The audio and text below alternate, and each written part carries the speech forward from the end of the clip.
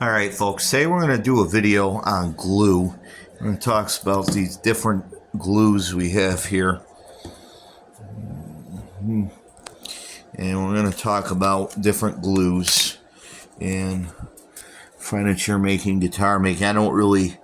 And fixing. I don't really do furniture, but we're going to talk about some glues and what not to use and why they're good and not so good. This is basically a cheap PVA glue. You could actually build a guitar out of it, or a ukulele. You could build stuff with wood. It's a marginal glue at best. It glues, takes a while to dry. A disadvantage about this glue here is it's not the strongest. It's stronger than most people give it credit for, but it's not the strongest. Problem with this is moisture.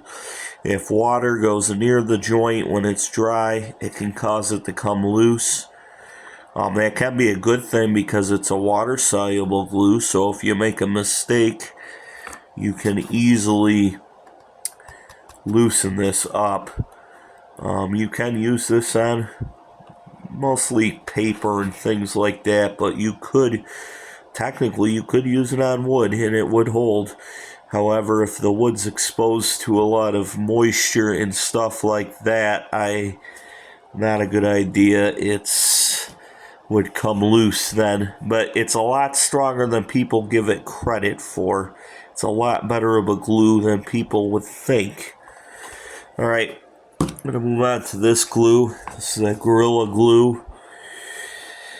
This is a very good glue if you want something very permanent. This is not water soluble at all. If you're gluing a piece of furniture or something out of wood and you want it to hold forever, use this. This is good stuff.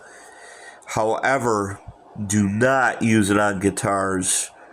If you're building a guitar, a ukulele, or a stringed instrument, do not use it.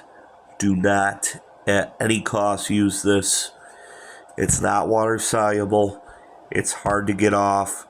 But for the right job with the right wood, this Gorilla Glue is a very good glue. But just remember, before you use it, make sure it's the glue you want to use, because once it's on, it's on. And you can get it off, but it is going to be a pain in the neck. I'm going to move on to Titebond 1. It's a good glue. This is water soluble, surprisingly. You can remove it with heat. It's not as easy to remove as like fish glue or hide glue, but it's still a good glue for building guitars, working with furniture. Compared to this glue right here, this is a better glue because it's a lot stronger. However, does not do well when it's exposed to a lot of moisture and water and things like that. So if you're gonna like you're building a guitar, or you're just building something and you want it to be resistant to the water and moisture, I recommend going with a Titebond 2 or 3.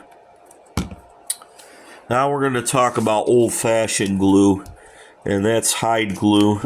Right here I got some 60-gram hide glue here.